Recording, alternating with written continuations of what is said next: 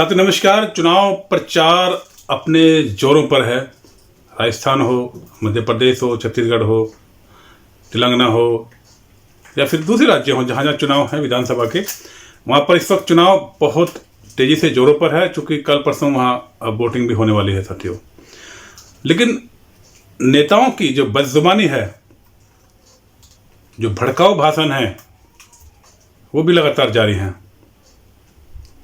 और चूँकि राजस्थान में भी चुनाव बस कुछ दिन में होने वाले हैं, वोटिंग होने वाली है। वहाँ पर एक जिला है अलवर।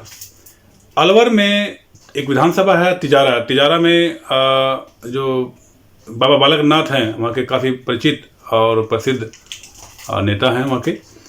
उनको टिकट दिया गया है भारतीय जनता पार्टी से। कि बाबा बालक नाथ को भी उत्तर प्रदेश के जैसे योगी को मानते हैं, वहाँ के लोग, राजस्थान के लोग भी उनको योगी के समकक्ष यानी योगी के बराबर जैसा उनको मानते हैं। तो योगी के मंच पे इस पर बाबा बालक नाथ भी मौजूद थे।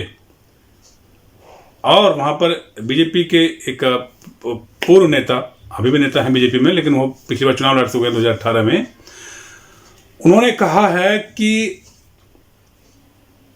हमारे यहाँ पर मस्जिद, मज़ारें और गुरुद्वारे ये नासूर बन चुके हैं। इन नासूरों को उखाड़ना पड़ेगा। यानी कि अभी तक भारतीय जनता पार्टी के लोग या भारतीय जनता पार्टी से जुड़े जो संगठन है उनके लोग अभी तक केवल मुस्लिम को ही टारगेट कर रहे थे, केवल मस्जिदों को ही टारगेट कर रहे थे। लेकिन अब उनके टारगेट पर गुरुद्वारे भी आ गए हैं।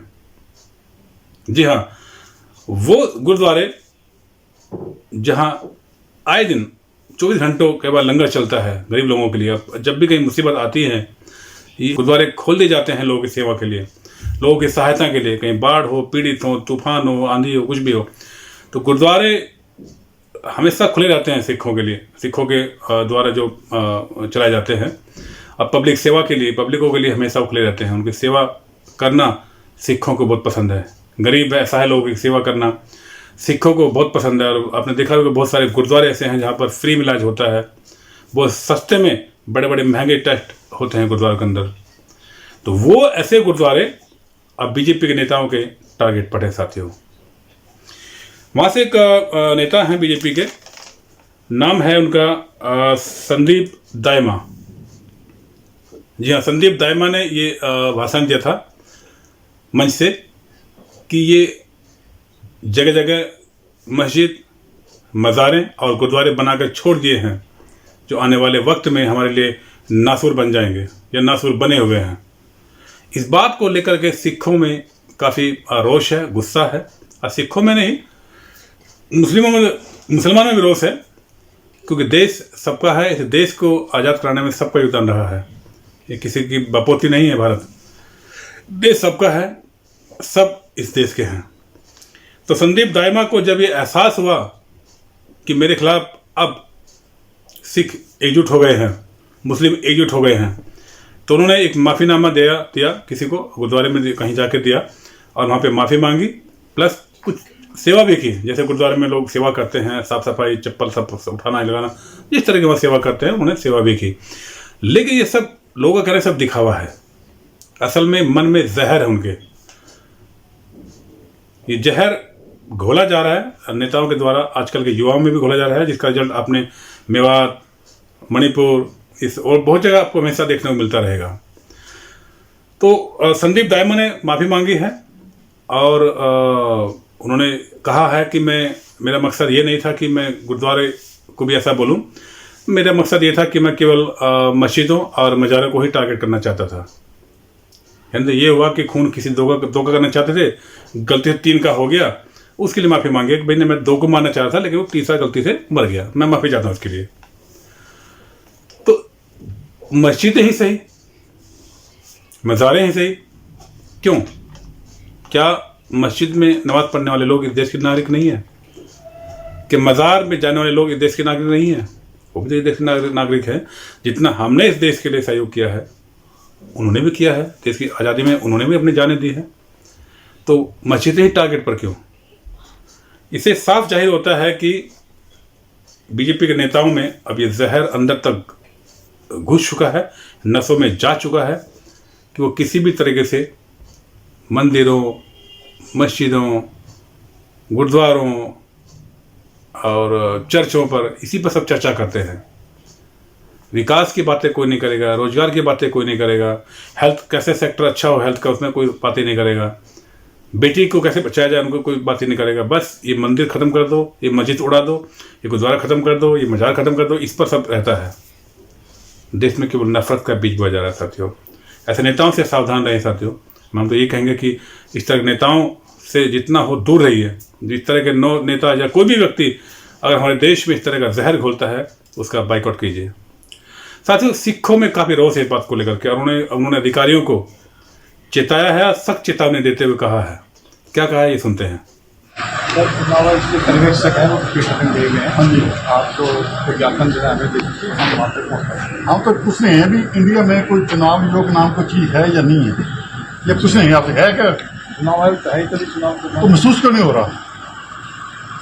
एक आदमी स्टेज पे बोल रहा है भी मंदिर, मस्जिद है, गुरुद्वारे नसूर बन चुके, तोड़ देने चाहिए, तो चुनाव आयोग क्या कर रहा है? मोदी का तोता बना, पिंजरे का बना हुआ है। सारे वो लाइव बोल रही हैं और सीएम बढ़ के तालियां लगा रहा है। इससे शर्मनाक बात क्या होगी चुनाव आयोग के लिए? मुझे आप बता दीजिए, ये भाषा यूज करने वाली गुरुद्वारे नसूर बन चुके हैं। ये नसूर नहीं देश के लिए, आज नसूर बीजेपी बन चुके देश के लिए। संदीप दैमा जैसे लोग जो फिरकापरस्त लोग हैं वो नसूर बन चुके देश के लिए। जो स्टेज पे बोल रहे, शर्म आती है। योगी दित्ता बालना तो ताड़ियां मार रहे हैं, जब खुसरे ताड़ियां लगाते हैं आकर। हम आपसे कहने आए हैं, आप उनकी टीम के मेंबर हो, कम से कम लोगों को एहसास कराओ भी सभी मोदी के तोते नहीं हैं। जहां जिंदा जीवीर लोग बैठे हैं, नौकरी आती चली जाती हैं, पर जो ऊपर नौकरी करोगे ना जाएगा, वो सारा दुनिया हिसाब वो मांगेगा आकर। तो किस तरह की भाषा प्रयोग कर रहे हो आकर? मंदिर हैं, सभी मत्था टेक नमस्कार करते हैं। हमारे एक देश में संस्कृति है सभी के मिलजुल रहने की आकर, और बीजेपी उस समय नफरत फैला रही है, सिर्फ वोटों के लिए देश को बांट रही है। और हैरानी इस बात की है कि चुनाव आयोग ने, सरकार ने, प्रशासन ने कुछ भी नहीं किया। ये सबसे शर्मनाक बात है। जो सोच तालिबान की है, जो सोच मुगलों की सोच थी, वही सोच बीजेपी अपना रही है। आप एक और नोट करना बात, आप जब प्रदीप दैमा ने माफी मांगी, संदीप दैमा ने, उसने माफी में क्या कहा भी मैंने कहा था कि मस्जिद और मदरसे तोड़ दो, गुरुद्वारा गलत निकल गया। वो चुनाव आयोग फिर चुप करके बैठा है। जो भी पर्यवेक्षक है, हम आपसे कहने आए हैं उनके कार्रवाई की जाए। और गंगा हनुमानगढ़ हमारे जिले हैं, अगर यहां पर ऐसी कोई बात होगी, वो चुनाव आयोग चुप करके बैठा रहा, फिर इसी चुनाव आयोग को यही आकर बात करेंगे। आप अधिकारी को बोल देना यहां पर हमें तोते नहीं चाहिए, हमें चाहिए प्रॉपर ड्यूटी करने वाले जो देश के लिए मरे और अपने सिद्धांत के लिए मरे। यहाँ का बड़ा स्पष्ट बोलना जी। सिख समाज गए थे, वो कह के गए भी हमें तोते नहीं चाहिए मोदी के, हमें वो जो ईमानदार हो। अगर सिख को गलत है तो ठोक के बोलो गलत आकर, कोई भी गलत हो ठोक के बोलो। जी हम ज्ञापन की कॉपी देने आए हैं और पंजाबी है, और साथ में हमारा मैसेज क्लियर कर देते हैं। हम देश में एकता और अखंडता चाहते हैं, हम आपसी भाईचारा चाहते हैं। वोटों की आड़ में हमारा भाईचारा खत्म हो, नफरत पैदा हो, हम वो बात कभी नहीं चाहते। और इसके लिए जो सरकार ने नई ड्यूटी, सरकार भी वैसी है और वैसे गांव पर्यवेक्षक वैसे आ गए हैं जिन्होंने आज तक कार्य भी कोई नहीं किया। आज जो कितना बॉल खड़ा हो रहा है, कोई किया चुनाव आयोग ने जी? कमाल की बात है, मुंह में वो घुंघनी डाल के बैठ के बोल नहीं दे रही है। ठीक है नहीं, आप हमारा बात थोड़ा रखना आसान।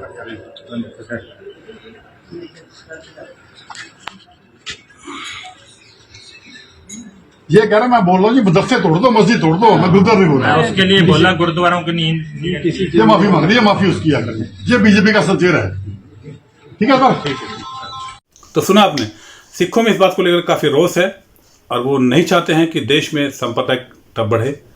वो चाहते हैं कि सब एक साथ रहे, सब देश के लोग खुशहाल रहें, एक दूसरे से मिलजुल कर रहें। साथ में हम भी आपसे रिक्वेस्ट करते हैं कि प्लीज़ ऐसे नफरती नेताओं से दूर रहिए, अपने बच्चों को दूर रखिए, क्योंकि नेताओं के बच्चे कभी इस तरह के फसाद में नहीं जाते हैं।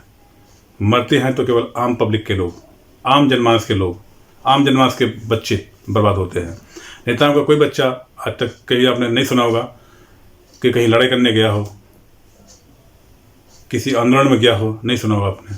बच्चों को बचाइए और ऐसे नफरती चिंटुओं से भी दूर रहिए। बहुत बहुत धन्यवाद। नमस्कार।